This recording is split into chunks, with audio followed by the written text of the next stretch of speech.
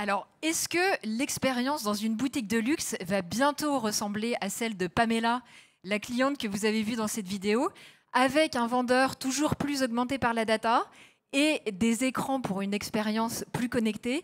C'est le thème de notre table ronde. Bonjour à tous et merci d'être venus si nombreux. Je suis Mathilde Desmorlet, je suis associée au sein du cabinet Bain & Compagnie et je dirige le pôle luxe au sein du bureau de Paris. Alors, luxe et technologie, des relations qui historiquement ont été plutôt très frileuses. Quand on pense à expérience de luxe, on pense plutôt à se faire chouchouter par un vendeur, on pense à la magie des émotions, on pense au toucher des matières. Et tout ça, c'est plutôt aux antipodes de la technologie qui peut renvoyer une image plutôt froide et impersonnelle. Et pourtant, les relations se sont réchauffées sur ces dernières années. Et chez Bain, avec nos amis du comité Colbert, on s'est penché sur la question avec une série d'études sur luxe et technologie. Alors, avant de présenter les panélistes, deux chiffres très rapides qui sortent de notre dernière étude sur la boutique du futur. Premier chiffre, 76%.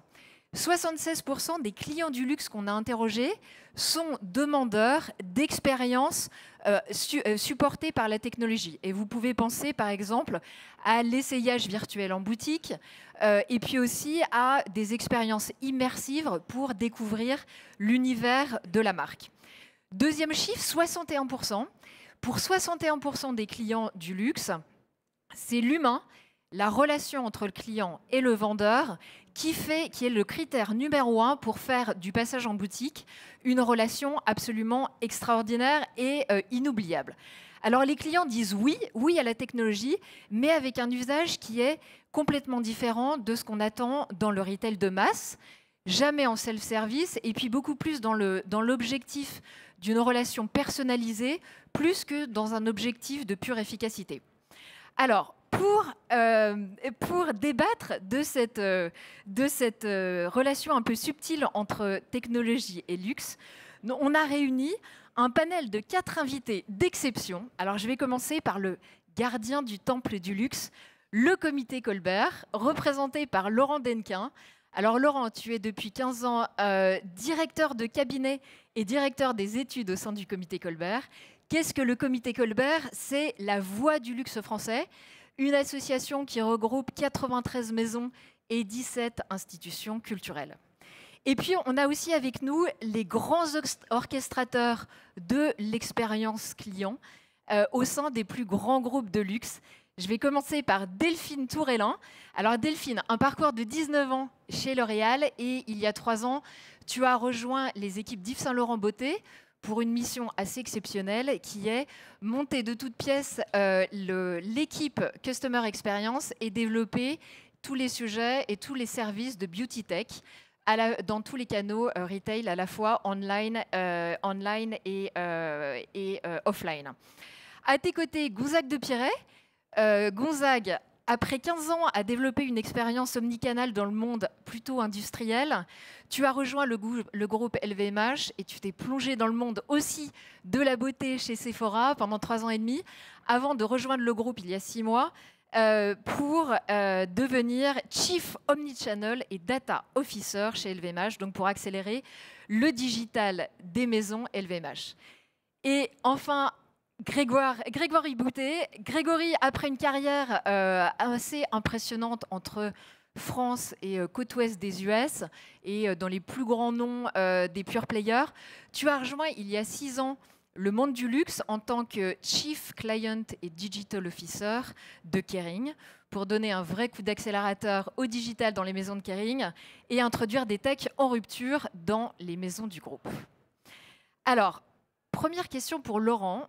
Et avant de parler des clients, tech et innovation, on parle vraiment d'avantages concurrentiels pour les critiques, pour les maisons. Alors, dans ce cadre, quel est le rôle du comité Colbert sur le thème de la technologie? Oui, alors la technologie, c'est vraiment un thème qui est très important pour nous. Juste 2-3 mots sur le comité Colbert et en fait, comment on a construit en fait, cette réflexion. C'est que le comité Colbert, tu l'as dit, il y a 93 membres, mais en fait, on représente aussi 14 secteurs d'activité. Ça veut dire à la fois une très grande diversité, mais potentiellement une très grande richesse d'expérience, puisque chaque maison peut développer ses propres expériences, que ce soit vis-à-vis de ses clients, que ce soit dans le domaine des palaces, par exemple, que ce soit dans le domaine de la mode, dans le domaine des parfums, dans le domaine des vins et spiritueux, etc. Et donc, en fait, nous, notre rôle, c'est d'essayer d'agir en tant que centre d'expertise et d'échanger entre nos membres, en fait, sur les bonnes pratiques, sur les directions dans lesquelles le luxe, en tant que collectif, a envie de s'engager. On pourra en reparler tout à l'heure. Et pour ce faire, en fait, on s'est... sur l'importance de la tech, on en a parlé, la question des relations qui ont pu être frileuses. Je pense que ce qui nous unit tous, c'est la volonté en fait de développer des expériences qui sont exceptionnelles pour nos clients. Nous, l'excellence, c'est vraiment la chose qui unit toutes nos maisons. Et pour essayer de travailler ça, on s'est rapproché du cabinet Bain et compagnie, et de Mathilde notamment, pour mettre en place en fait une série d'études autour de la tech, pour voir comment la tech était adoptée, dans quelle direction elle est adoptée, à partir de l'expertise de nos membres. Donc c'est vraiment quelque chose qui nous réunit tous. Et vous allez avoir une chance extraordinaire aujourd'hui, c'est que vous allez voir un petit peu comment fonctionne le comité Colbert, puisque là, on a des maisons qui représentent nos membres et qui vont vous expliquer, au moyen d'exemples, de bonnes pratiques, ce qui les mène dans leur stratégie. Donc là, vous avez le droit à quelque chose d'absolument exceptionnel qui sera, je pense, assez unique. Alors, on y va. Alors, on va retourner à notre cliente Pamela qui était dans la vidéo et on va se concentrer d'abord sur l'expérience en boutique. Donc, la boutique, le lieu par excellence de l'émotion, de l'expérience et de la relation humaine entre le client et son vendeur. Et pourtant, la tech, elle est omniprésente en boutique. On l'a vu, on a vu le conseiller de Pamela qui avait son outil de clienteling. Alors, Grégory, comment concilier humain et outils dans la cérémonie de vente? Alors d'abord, bonjour à tous et merci à Bain. Je suis très, très honoré d'être dans ce panel, même si je pense qu'on l'a un peu survendu, donc on va essayer de dire des choses aussi intéressantes qui ont été annoncées en introduction. Alors pour commencer sur la question que tu posais sur cette tension qui peut exister entre la technologie et l'expérience un peu unique qu'on essaie de créer au sein d'une maison de luxe, c'est une question qui est assez fondamentale pour nous en effet, qui anime beaucoup de nos discussions au sein du groupe et au sein des équipes digitales des maisons. Et même au-delà de la technologie, c'est cette question de comment est-ce qu'on utilise l'humain, comment est-ce qu'on utilise les plateformes digitales pour servir le propos d'une maison de luxe. Ouais. Et ce propos, c'est créer des expériences exceptionnelles, c'est ce que tu disais tout à l'heure, c'est créer des émotions autour de nos produits, mais c'est aussi, et ça il faut se le dire, surtout dans une salle comme ça, c'est aussi faire du business. Donc c'est aussi utiliser la data et les plateformes digitales pour créer de la conversion, et faire en sorte qu'on un peu la dichotomie de notre activité, qui est la créativité, la qualité des produits, l'émotion, mais aussi le business. Et on est assez convaincu que les deux se complètent. Et le but, c'est pas d'utiliser la technologie comme un remplacement de choses qui existent déjà et qui servent justement le propos des maisons de luxe, mais c'est plutôt de voir comment est-ce que la data, comment est-ce que les plateformes digitales peuvent venir augmenter ce qui fait la force d'une maison de luxe et de sa proposition de valeur. Et à ce titre-là, on parlait d'exemples tout à l'heure, je pense que c'est important de le rendre pratique. On a passé beaucoup de temps avec les équipes digitales au niveau du groupe et avec les maisons à développer une app de clienteling que tous nos vendeurs utilisent en boutique. Et je trouve que c'est un bon exemple de comment est-ce que la technologie est utilisée pour non pas remplacer le vendeur. On n'a pas mis de miroir connecté, on n'a pas enlevé tous les vendeurs, on les a gardés, mais on les a équipés d'une technologie qui... Et l'expérience de 5 ans maintenant, depuis qu'on a lancé cette app, montre que ces vendeurs sont plus effectifs, délivrent une meilleure expérience, délivrent une meilleure conversion en utilisant cette app par rapport à quand ils ne l'utilisaient pas. Cette app s'appelle Luce et on l'a développée avec une poignée de vendeurs Saint-Laurent qu'on a envoyé à Cupertino travailler avec Apple, des designers Apple. Et le but était de comprendre leurs points de friction au magasin et comment est-ce que la technologie pouvait enlever ces points de friction et les aider à être plus efficaces en boutique, en termes de conversion, mais aussi en termes d'expérience à leurs clients. On a designé une app, on l'a testée dans une dizaine de magasins, et cette app a reçu un feedback tellement positif qu'on l'a finalement lancée dans l'ensemble des marques, l'ensemble des régions, l'ensemble de nos magasins, en l'espace de 18 mois. Et quand vous allez dans un... Enfin, c'est mon cas, hein, quand je vais dans une boutique et que je dis que je travaille sur Luce, cette app, généralement le magasin s'arrête, et tous les vendeurs viennent me voir en disant que ça a changé leur vie. Et du coup, on a utilisé ce playbook un petit peu de... je ne sais pas comment on dit playbook en français. Playbook. On a utilisé un peu ce playbook pour toutes les plateformes digitales qu'on a développées à la suite de ça, donc sur le e-commerce, sur le client service, même sur la data. On a créé une AI Factory qui est au service des maisons, au service de nos clients. Et à chaque fois, on essaye de se dire comment est-ce qu'on utilise la technologie pour nous rendre encore meilleurs et augmenter à la fois l'expérience et l'efficacité de nos équipes sur le terrain. Alors, Gonzague, au-delà de l'outil de clienteling, quels sont les champs d'application de la tech que vous explorez au sein des maisons LVMH? Bonjour à tous. Alors déjà pour rebondir sur ce que tu disais au départ, c'est sûr qu'un client quand il vient dans une boutique de luxe, il vient déjà pour, ça paraît bête, hein, mais pour voir les produits, pour les toucher, les sentir, et effectivement, comme tu le disais, avoir une relation humaine, émotionnelle, sympathique, à passer un bon moment dans la boutique. Et donc, bien évidemment, un des axes de développement très importants était le même que dans les boutiques, que dans les maisons de mon voisin. Évidemment, ce sont ces apps de clienteling pour pouvoir augmenter le vendeur, comme tu l'as très bien dit, Grégory, et aussi, je dirais, pour lui enlever tous ces soucis qu'il peut avoir, et donc lui donner accès finalement au stock disponible, l'accès au e-com, comme on l'a vu dans la vidéo, accès à la connaissance du client. Et donc, ça lui permet, avant le rendez-vous en boutique, de pouvoir bien préparer le rendez-vous en boutique, savoir qui viendra le voir, bien connaître le client, préparer les bonnes tailles, préparer les bonnes choses, etc. pour bien préparer le rendez-vous. Pendant le rendez-vous, accès au e-commerce, au stock, comme je le disais. Et après le rendez-vous, aussi pouvoir faire des choses aussi bêtes que le paiement, qui est partie, tout ça, c'est parti un peu des irritants, comme tu le disais tout à l'heure, des irritants qui font que l'expérience pour le vendeur, pour qu'il puisse être émotionnellement pleinement connecté au client quand il est là et qu'il soit débarrassé de tous les soucis. Et puis, de l'autre côté, pour que le client ait lui-même un parcours le plus fluide possible. Après, les autres choses qu'on a essayées, on a essayé beaucoup de choses. Voilà.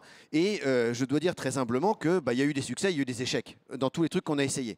Donc j'ai passé quelques années chez Sephora et on a eu tous les miroirs connectés avec les VTO en tous sens, les Fragrance Finder, les Skincare Diagnosis. Bon, je pense qu'on a absolument essayé toute la panoplie. Il y a des trucs qui ont très bien marché, qui ont très bien marché à l'échelle, et des autres trucs qui n'ont pas marché. Et une des hypothèses que je fais de pourquoi est-ce que ça marche à l'échelle ou est-ce que ça ne marche pas à l'échelle, c'est exactement ce que tu disais, Grégory. C'est est-ce que ça vient augmenter la Beauty Advisor ou est-ce que ça vient la remplacer? Et en fait, à chaque fois qu'on vient la remplacer, dans le fond, ça ne marche pas si bien que ça. Et quand on vient l'augmenter en disant finalement, ce Fragrance Finder, ce n'est pas tellement pour le client, c'est plutôt pour toi, dans ta relation avec le client, que ça va bien marcher. Pour le Skin Diagnosis, pareil, utiliser tout seul sa machine, etc., ça n'intéresse pas forcément le client qui vient dans la boutique. À l'inverse, qu'on puisse être accompagné et d'avoir une bonne expérience qui va durer 10-15 minutes avec la cliente pour lui faire trouver les bons produits dont elle a besoin, avec un bon conseil, avec l'émotion, avec la voix humaine qui est derrière, et là, dans ces cas-là, ça marche, et ça marche à l'échelle. Donc voilà, je crois que c'est vraiment ça, le succès parfois, ou les échecs de ces tentatives d'introduction de la technologie dans la boutique. Alors Delphine, toi aussi dans le monde de la beauté, il y a des choses qui marchent, il y a des choses qui ne marchent pas. De ton expérience chez Yves Saint Laurent Beauté, comment est-ce qu'on peut mettre la tech au cœur de l'expérience en boutique, mais sans qu'elle devienne un gadget qui ne marche pas? Bien sûr, merci Mathilde pour la question et vraiment bonjour à tous. L'audience est assez impressionnante au sens positif du terme, donc on est ravis de partager notre parcours avec vous. Donc, effectivement, chez YSL Beauté, on a l'intime conviction que la personnalisation est vraiment l'avenir de la beauté.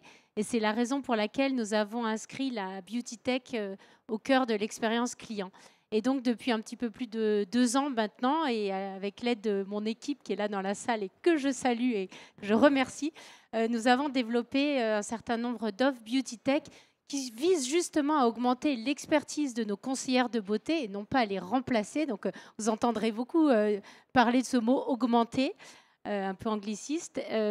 Et donc, l'objectif final étant d'obtenir des informations pointues sur les besoins de la peau de nos clientes et de leur proposer un certain nombre de produits et de routines personnalisées. On sait que je crois que c'est 97% de la Gen Z vient aujourd'hui en boutique pour s'inspirer, pour apprendre et avant tout pour s'immerger dans l'univers des marques. Et donc, les services que nous développons ont vocation à faire vivre des émotions, des expériences complètement extraordinaires à nos clients, toujours en respect avec les promesses de notre marque. Donc, chez Yves Saint Laurent Beauté, on parle de créer la beauté audacieuse qui vient habiller le changement en étant fidèle aux valeurs pionnières de Monsieur Saint Laurent, qui était un homme qui aimait beaucoup faire bouger les lignes. Donc, c'est vraiment le principe qui va guider toutes les expériences sur lesquelles on travaille. Et donc, pour vous donner des éléments un peu plus concrets, je suis venue avec deux projets.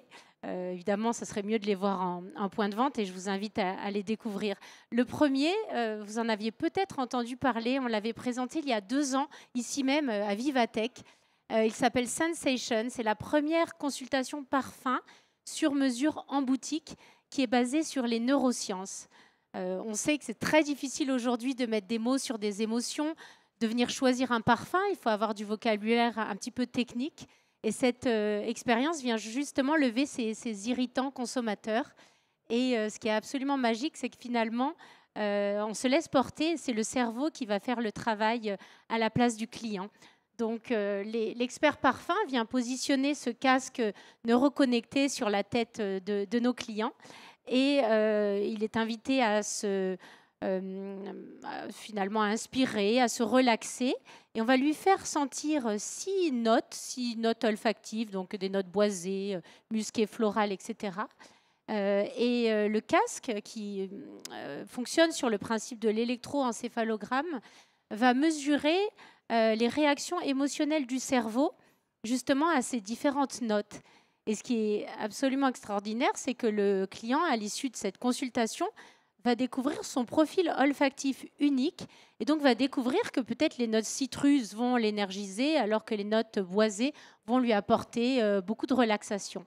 Et à l'issue de cette consultation, on va donc faire une recommandation de 3 parfums à nos clients. Tout ça pour vous dire que on est là effectivement pour faire vivre des émotions, mais aussi pour apporter un supplément d'éducation, de savoir, d'expertise. Et là, on aborde le parfum par le prisme ou par le filtre des émotions, ce qui est vraiment nouveau. Et on a eu de très très bons feedbacks sur cette expérience. Et peut-être un autre projet pour inspirer dans le domaine du maquillage. Donc, c'est le premier créateur de rouge à lèvres intelligent. Il s'appelle Rouge sur mesure. Et il répond aux aspirations des femmes et des hommes aujourd'hui qui sont de devenir leurs propres créateurs de beauté. C'est un peu la tendance du do-it-yourself. Donc, imaginez une petite imprimante, un petit peu plus couture, un peu plus jolie quand même. Et là, cet outil qui est connecté, relié à une application, vous permet en fait de découvrir une infinité de couleurs, de les essayer virtuellement grâce aux essais virtuels. Et puis, une fois que vous avez décidé, vous avez choisi la teinte qui vous convient, eh bien, vous insérez les cartouches, un petit peu comme une imprimante. Cet outil connecté va fabriquer la couleur de rouge à lèvres désirée. Et ensuite, vous n'avez plus qu'à détacher ce très beau petit boîtier et l'emporter avec vous dans votre sac à main. Vous avez ainsi créé la couleur de votre choix. Donc, encore une fois, pour conclure sur tech, gadget ou non, je pense que toutes les grandes maisons ici autour de la table s'évertuent à apporter vraiment de l'expérience, du confort à nos clientes. Et ce sont des expériences qui reposent sur des études poussées et aussi qui viennent apporter encore plus de savoir à nos conseillères de beauté. J'étais très fier de notre app en magasin, mais alors là, j'avoue que c'est une nouvelle dimension. Bravo. Mais alors, on a eu là des exemples super inspirants d'innovation en boutique au service du client. Alors, on va peut-être sortir 2 secondes des murs de la boutique. On a vu tout à l'heure Pamela qui préparait sa wishlist en ligne. Et elle a certainement fait plein d'autres choses en ligne pour explorer les collections, pour partager avec ses communautés, etc. Et bien sûr, aujourd'hui, le monde du luxe ne peut absolument plus faire l'impasse sur le digital et l'online. Juste un chiffre, on a 80% des clients qui effectuent un achat en boutique qui ont initié leur parcours en ligne. Donc déjà, intégration des 2 mondes qui est absolument entière. Et pourtant, on a 23% des clients uniquement qui sont satisfaits de leur expérience en ligne ou omnicanal. et les autres sont très frustrés parce que soit c'est absolument pas personnalisé ou encore pire, mal personnalisé. Donc Delphine, l'ambition de recréer une expérience en ligne qui ait le même niveau de service qu'en boutique, est-ce que c'est atteignable? C'est une très bonne question. Mathilde, alors c'est vrai que c'est le rêve de toutes nos marques, de toutes nos maisons, de créer une expérience omnicanale totalement sans couture. Mais je dirais que notre approche chez YSL Beauté, ça a été plutôt de réfléchir à la complémentarité de nos services en ligne et en boutique, et pas forcément de proposer le même niveau de service. Alors je vais vous citer d'autres exemples. On vient de parler de Sensation, l'expérience parfum en magasin sur mesure extraordinaire. Vous imaginez bien que cette expérience nécessite d'avoir des experts parfums extrêmement bien formés. L'expérience ne peut pas être conduite sur un coin de table, donc il faut aussi un environnement propice, immersif. Donc, elle va être déployée dans quelques flagships, quelques boutiques emblématiques dans le monde. Mais pour offrir à nos consommateurs en ligne la possibilité de venir aussi choisir le parfum qu'il leur faut, eh bien, on est allé un petit peu plus loin que le simple quiz ou le simple questionnaire que l'on peut trouver parfois en ligne. Et donc, grâce à la recherche L'Oréal, on s'est appuyé sur une étude cognitive poussée qui a été conduite aux États-Unis, en France et en Chine, et qui permet de mettre en corrélation les parfums et des stimuli olfactifs, sonores, des matières, des mouvements. Et donc, on a développé le premier Fragrance Finder polysensoriel en ligne, qui permet ainsi aux consommateurs qui doivent choisir du parfum en ligne sans pouvoir le tester, ce qui est quand même un vrai problème, eh bien, leur permettre de trouver le parfum idéal pour eux. Donc, on est vraiment sur cette logique de complémentarité. Et pour revenir à ce que Grégory et Gonzague disaient tout à l'heure, l'idée, évidemment, c'est d'inviter nos consommateurs à venir sur le point de vente et d'avoir cet échange avec les experts. Un autre exemple qui est cette fois-ci dans le domaine du maquillage. On peut, sur nos sites d'e-commerce, grâce à un selfie, venir scanner et analyser plus de 26 critères morphologiques du visage.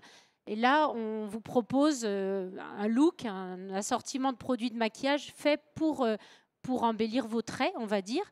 On peut le faire en ligne et immédiatement cliquer, ajouter au panier et commander les produits. Mais ce service est disponible aussi sur le point de vente. Nos make-up artistes sont vraiment formés ensuite pour inviter la cliente à s'asseoir, évidemment reproduire le look en la maquillant et surtout partager toutes ces astuces, puisqu'on sait qu'il y a quand même beaucoup de clients aujourd'hui qui achètent des produits et après qui se retrouvent complètement démunis dans leur salle de bain sans pouvoir ensuite les appliquer. Donc, vraiment complémentarité offline et online. Et alors, du coup, cette complémentarité-là que tu mentionnes dans le monde de la beauté, dans le monde de la mode, est-ce qu'on a aussi des synergies entre le monde de l'online, de l'offline? Est-ce que les magasins peuvent aider l'expérience en ligne et inversement? Grégory, effectivement, on réfléchit beaucoup à cette notion de complémentarité. On n'est pas du tout dans l'objectif d'essayer de recréer l'expérience qu'on a en magasin. On a la conviction dans nos maisons que le luxe brille en magasin. Et c'est la personne en charge du digital chez Kering qui vous dit ça. C'est une conviction profonde. Donc moi, mon rôle, c'est pas de remplacer, de créer quelque chose qui soit mieux que le magasin en ligne pour remplacer le magasin. Au contraire, on réfléchit plutôt à ces notions de complémentarité dont Delphine parlait à l'instant. Et on essaye d'avoir... Alors le omnichannel, on en a beaucoup parlé. Moi, c'est un terme que j'ai découvert en arrivant chez Kering. Je ne savais pas ce que c'était avant, parce que j'ai travaillé que dans des startups purement digitales.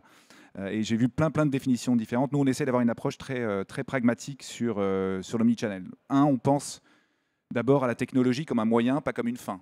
C'est-à-dire qu'on se dit, comme je le disais tout à l'heure ce que je disais tout à l'heure, on regarde les datas, les plateformes digitales, on est extrêmement enthousiaste par rapport à ça, parce qu'on est convaincu que ça peut améliorer l'expérience et nous aider à mieux conduire nos affaires.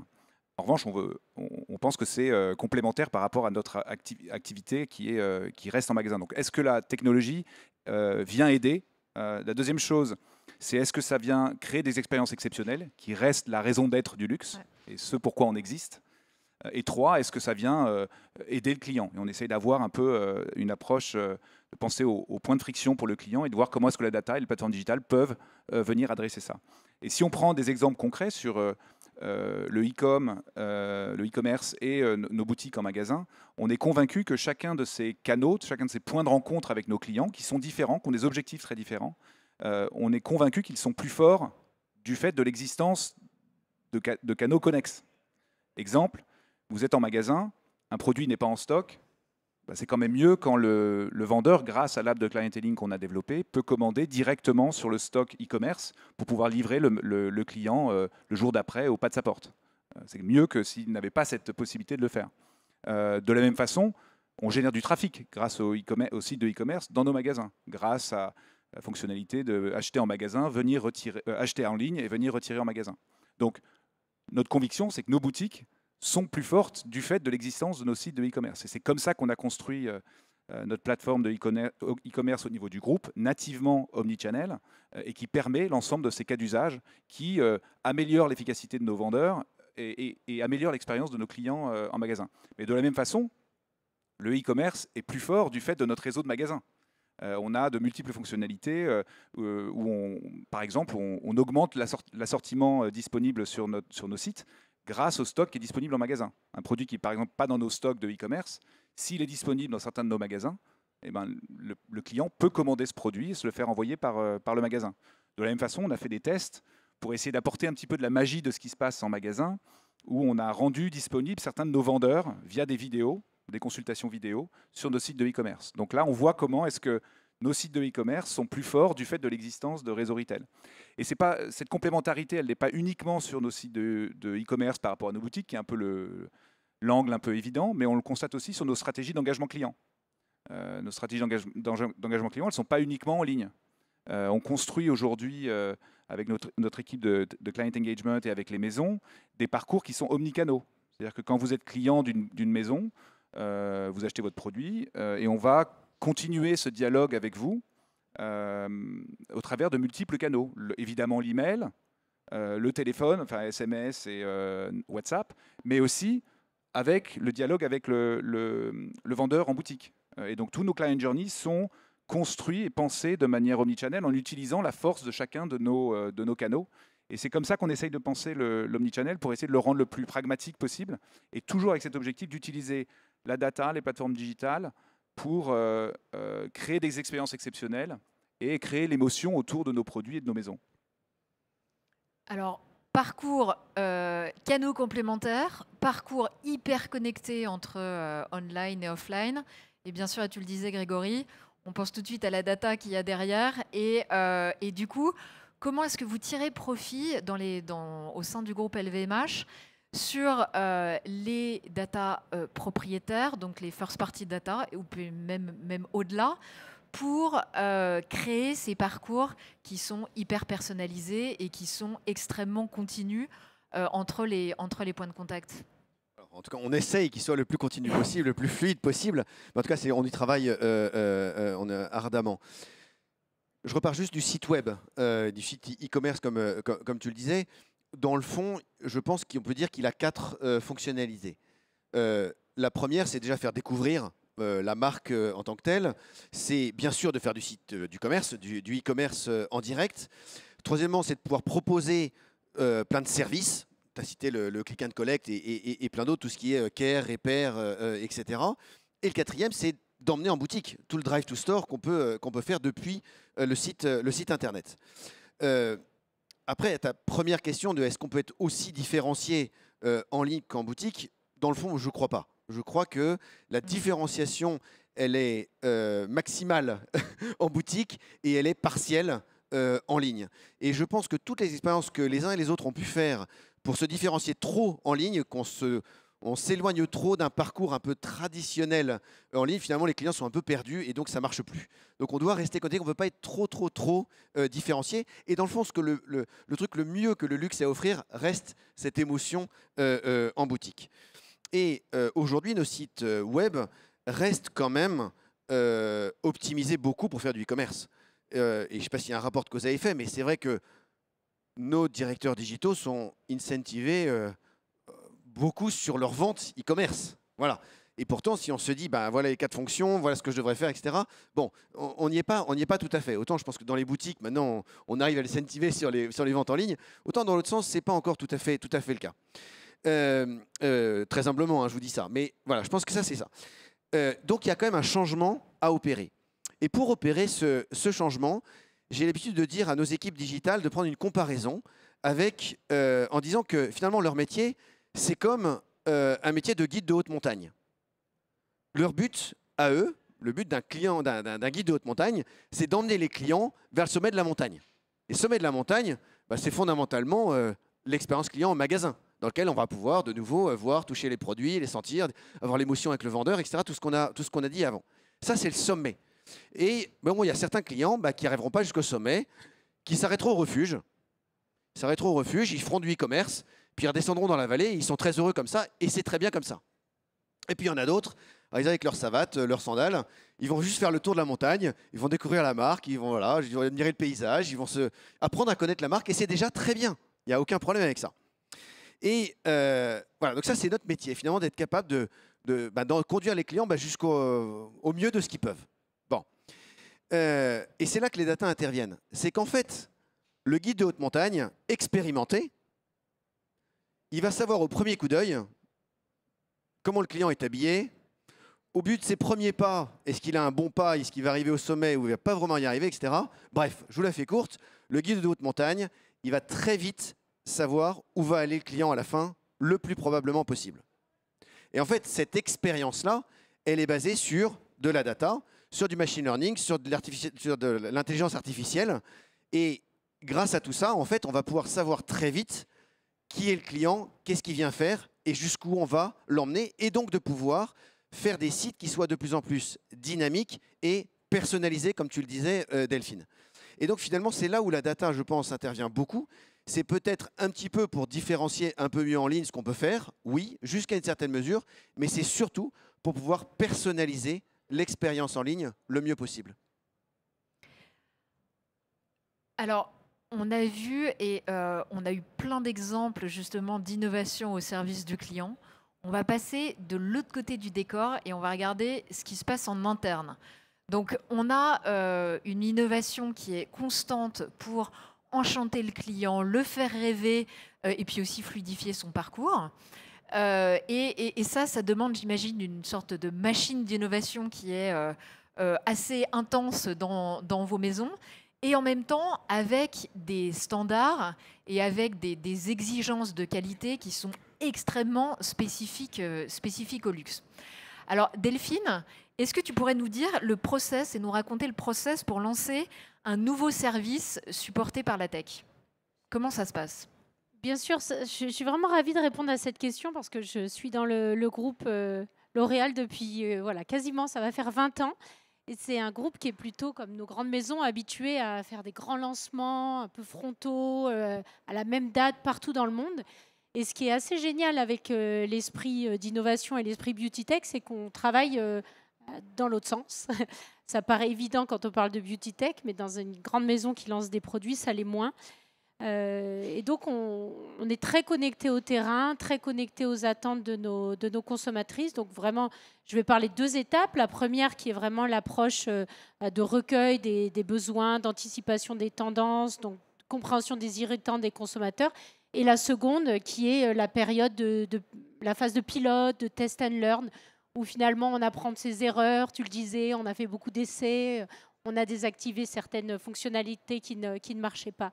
Et ce qui est assez épanouissant, c'est qu'aujourd'hui, je dirige une équipe qui repose sur 2 grands piliers. À la fois la tech, avec vraiment des chefs de projet qui sont très rompus à ces processus de lancement, mais aussi l'humain avec une équipe d'éducation, donc qui est très proche puisqu'ils forment les conseillères de beauté, les make-up artistes, etc.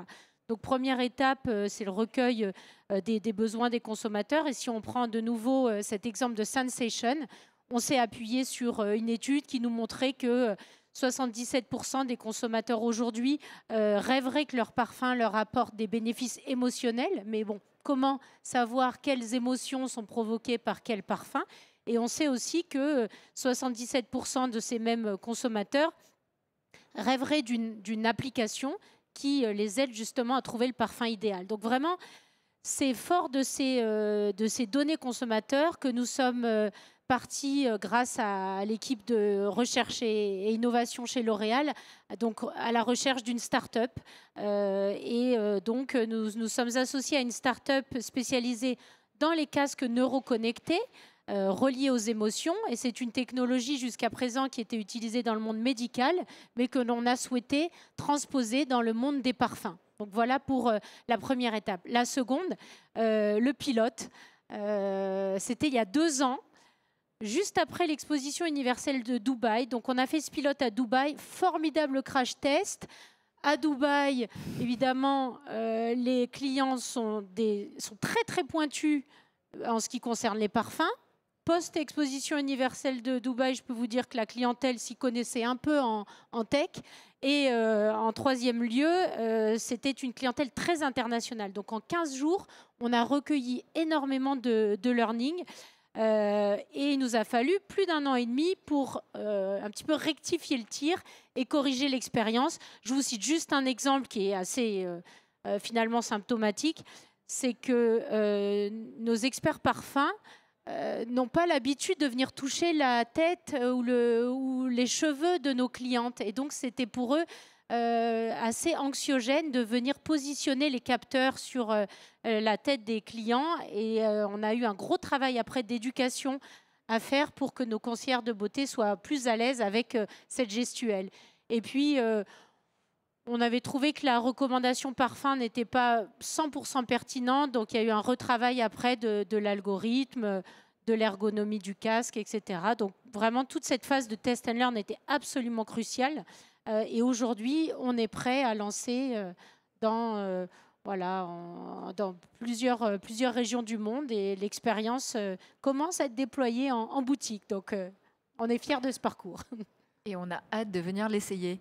Alors, Sensation, c'est un super exemple de partenariat fructueux entre un grand groupe comme L'Oréal et une start-up. Alors, peut-être Gonzague, on connaît la maison des start-up chez LVMH.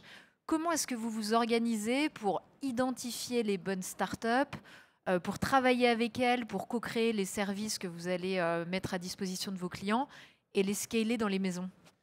Voilà, c'est une très très bonne question, parce que ça paraît simple de se dire voilà, on va travailler avec une start-up, mais en fait une start-up travailler avec un grand groupe, c'est très compliqué.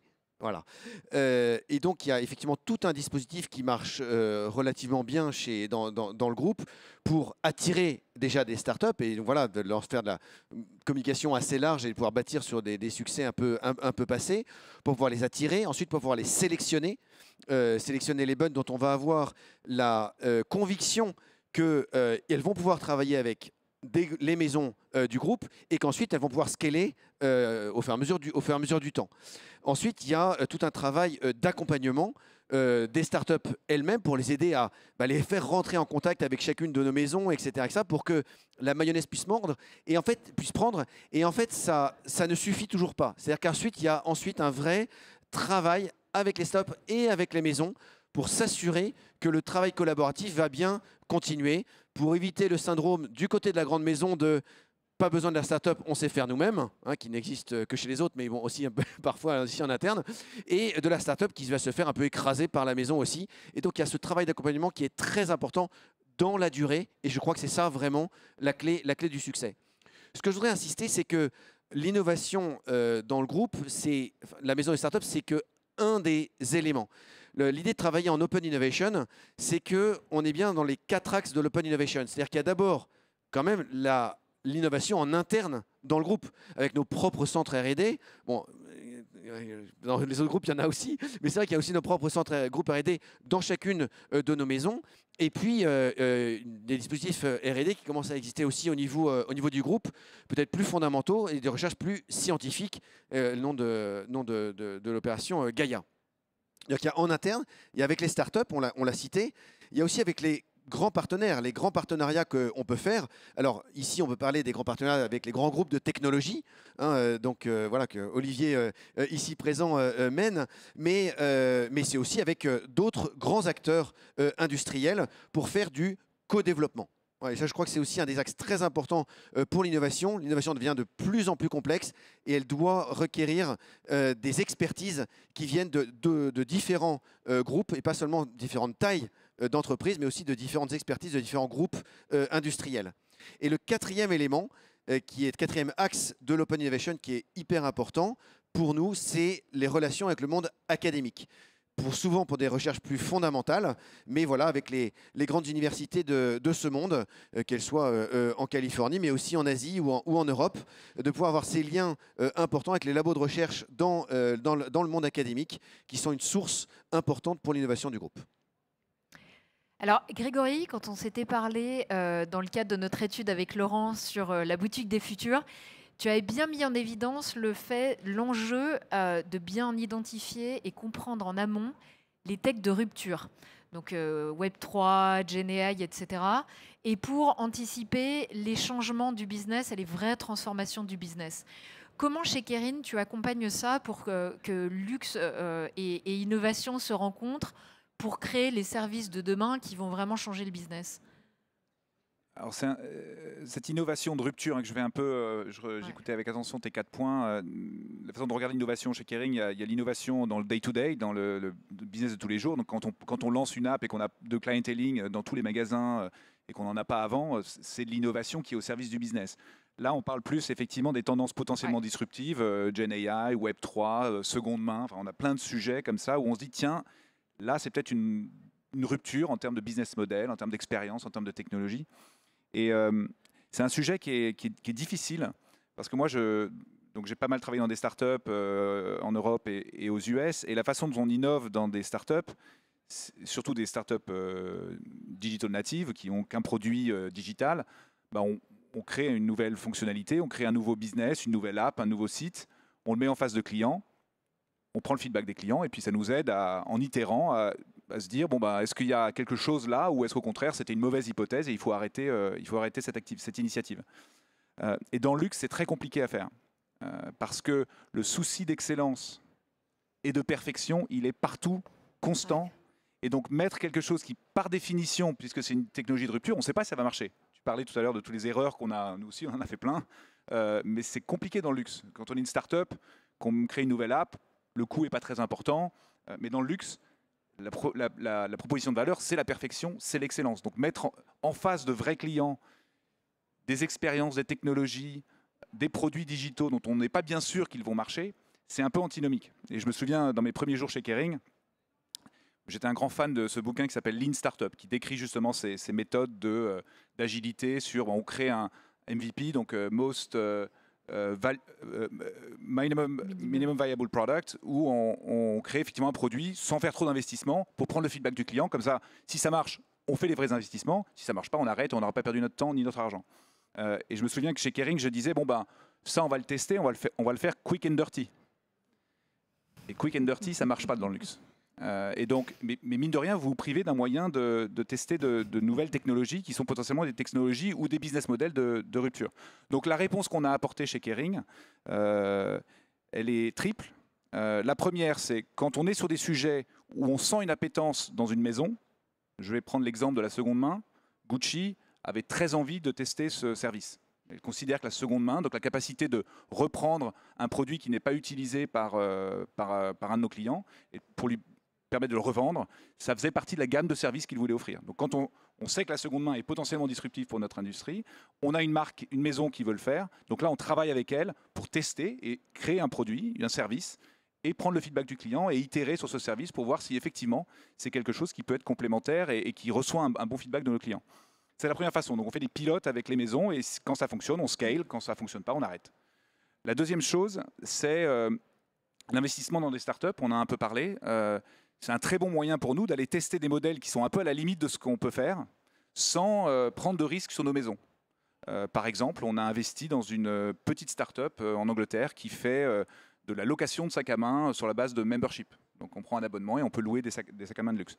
Impossible à tester dans aucune de nos maisons parce que, vous pouvez imaginer, je ne fais pas un dessin. En revanche, en investissant dans une start-up, on se rapproche d'une équipe d'entrepreneurs talentueuses qui travaillent sur ce sujet tous les jours et on apprend par l'intermédiaire de notre investissement en étant au plus près d'eux. C'est la deuxième façon de faire de l'innovation, et on apprend énormément. De la même façon, on a fait un investissement chez Vestiaire Collectif qui nous apprend énormément sur le business de la seconde main, et on est très content de cette initiative. Et la troisième, c'est qu'on a créé en interne une petite plateforme d'innovation où on a de vrais clients et sur lequel on va, et qui est complètement déconnecté de nos maisons, donc c'est une plateforme groupe, sur laquelle on va lancer de nouvelles idées et sur lequel on va prendre du feedback de clients pour savoir si, oui, il y a une opportunité là et on peut aller convaincre une maison sur la base de data concrètes qui nous viennent de nos clients, ou est-ce qu'au contraire, le feedback n'est pas bon et il vaut mieux arrêter cette initiative. Donc c'est comme ça qu'on aborde l'innovation et qu'on se forge des convictions, soit de choses qui vont marcher, soit des choses qu'il faut arrêter parce que c'était une mauvaise idée ou une mauvaise hypothèse. Et c'est comme ça qu'on conduit un peu l'innovation au sein du groupe. D'accord. En tout cas, l'innovation de rupture. Alors, on a la chance d'être avec 3 très gros groupes, L'Oréal, LVMH, Kering. Mais peut-être que les maisons ne sont peut-être pas toutes logées à la même enseigne. Laurent, dans notre étude de l'année dernière, on avait vu que les maisons indépendantes avaient adopté 2 fois moins de technologies que les maisons adoptées en groupe, et que le schéma se reproduisait puisqu'elles testaient également 2 fois moins de technologies que les maisons adossées à un groupe. Donc Laurent, est-ce qu'il y a vraiment un fossé entre les maisons indépendantes et les maisons adossées à un groupe, et si oui, comment est-ce que ça se traduit? Alors, en fait, effectivement, on peut mesurer ce genre de différence. Mais je pense que si vous avez été très attentif, comme je l'ai été, vous avez entendu un certain nombre de choses très importantes qui ont été dites justement par ces 3 grands groupes. C'est de dire qu'en fait, il y a une réflexion au niveau du groupe, mais il y a aussi une réflexion au niveau de chaque maison. Quand on dit par exemple Gucci très intéressé sur un thème ou différents sujets. Et donc en fait, il faut garder à l'esprit l'une des autres caractéristiques du secteur du luxe, c'est évidemment la recherche d'excellence avec le client au cœur du projet, mais c'est aussi dans chacun de ces groupes, je pense que c'est vraiment très important de le rappeler, la puissance de chaque maison en tant que marque et son histoire qui doit évidemment être pris en compte et être préservé. Et donc c'est pour ça que le déploiement de certaines technologies, même dans certains groupes, peut s'adapter à certaines maisons et pas du tout à d'autres. Donc en fait, il y a effectivement la partie la plus intéressante pour moi par rapport à ce déploiement de technologie, c'est qu'en fait, même au niveau des groupes, il y a différents niveaux en fait dans la recherche de la technologie. Clairement, c'est très important pour nous aussi d'avoir ce feedback. Vous voyez la richesse des échanges qu'on a pu avoir et des exemples spécifiques présentés qui mettent en lumière des stratégies et vraiment pas la volonté d'utiliser de la technologie pour utiliser de la technologie parce que ça n'a aucun sens pour aucun d'entre nous, mais justement pour que ça soit un vrai enabler, pour utiliser un terme parfaitement français. Et là, clairement, l'intérêt pour nous au sein du comité Colbert dans l'échange de bonnes pratiques, ça permet en fait aux maisons indépendantes ou à des maisons qui ont des moyens plus limités de pouvoir bénéficier du retour d'expérience d'autres maisons qui ont des moyens un peu supérieurs et pouvoir ensuite après définir par rapport à ce qui existe quelle est la priorité qu'ils souhaitent donner pour justement correspondre à l'ADN de leur propre marque et de ce qu'ils souhaitent développer. Bon, alors, on m'a fait un petit signe. L'heure tourne. Je crois qu'il est temps de conclure. Un grand merci pour vos témoignages. Je retiens, moi, 3 grandes idées.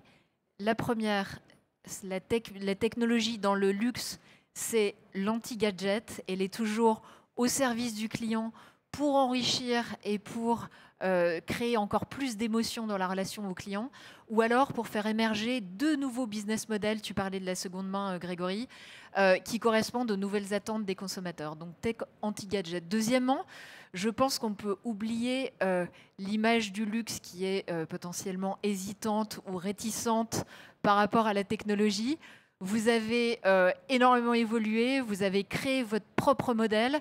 Tu parlais de MVP, d'agile, donc vous avez totalement adopté les méthodes des startups, mais à votre manière, avec les standards et l'exigence du secteur du luxe. Et puis, dernier élément, comme tu disais, Laurent, on est dans un milieu extrêmement concurrentiel entre vous, mais on a aussi des initiatives au niveau de l'industrie pour rendre la technologie accessible à toutes les maisons. Encore un grand merci à tous nos panélistes pour cette belle discussion.